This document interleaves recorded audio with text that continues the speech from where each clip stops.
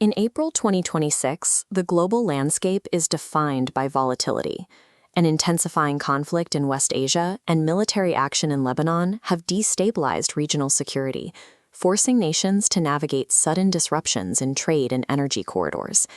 India, however, is currently navigating this period by hitting historic highs across several domestic sectors simultaneously. Analyzing this trajectory requires looking at more than just a single growth rate. It requires tracking the interplay between three specific developments: the buildup of economic buffers, the pace of scientific innovation, and the expansion of social equity.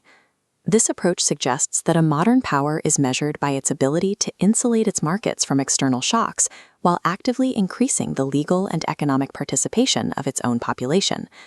World Bank and ADB forecast 6.6 and 6.9% growth for India in 2027, driven by domestic demand. This is supported by $697 billion in foreign reserves, including a $7 billion gold accumulation and a record 2.1 lakh crore rupees in March GST revenue. These financial buffers provide the capital necessary to maintain long-term strategic projects, such as the expansion of the naval fleet. The Indian Navy recently commissioned INS Aridhaman, the nation's third indigenously built nuclear-powered ballistic missile submarine. Its induction secures a survivable second strike capability at sea.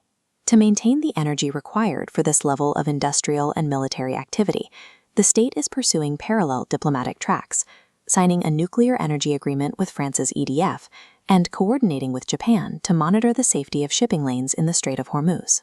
The combination of these macroeconomic reserves and naval deterrence creates a degree of insulation, allowing the domestic economy to remain functional despite the instability established in West Asia. This stability provides the capacity for high-end scientific research. For the Gaganyaan mission, which aims for a 2027 manned spaceflight, the current focus is on the reliability of its safety systems. ISRO recently completed the second integrated airdrop test to verify that the parachute systems can effectively decelerate and recover the crew module during its return to Earth.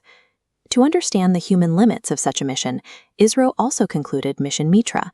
This analog simulation took place in the high-altitude isolation of Leh Ladakh to monitor how crews respond to low oxygen and extreme cold. Domestic innovation is also being applied to law enforcement. The Gujarat police recently introduced NARIT, a specialized AI tool designed to analyze data in complex narcotics cases. This is the first state-level deployment of its kind in the country. These milestones in aerospace and software engineering suggest a transition toward designing and testing domestic solutions for high-complexity problems. These technological and economic shifts are occurring alongside changes to the nation's social contract, focusing on the representation of its citizens. The government is currently utilizing 2011 census data to expedite the delimitation process, a move designed to implement the 33% women's reservation quota in the Lok Sabha without further delay. Representation is also changing in the upper house. Constitutional expert Menaka Guruswamy was recently sworn in as a member of parliament, marking the first time the LGBTQIA+ community has been represented in the Rajya Sabha. In Odisha, the state cabinet approved significant hikes in educational reservations for scheduled tribe students, for scheduled caste students, and backward class students, while also launching a program to provide 5 kilograms of free rice monthly to eligible beneficiaries. These structural changes are being met with cultural milestones.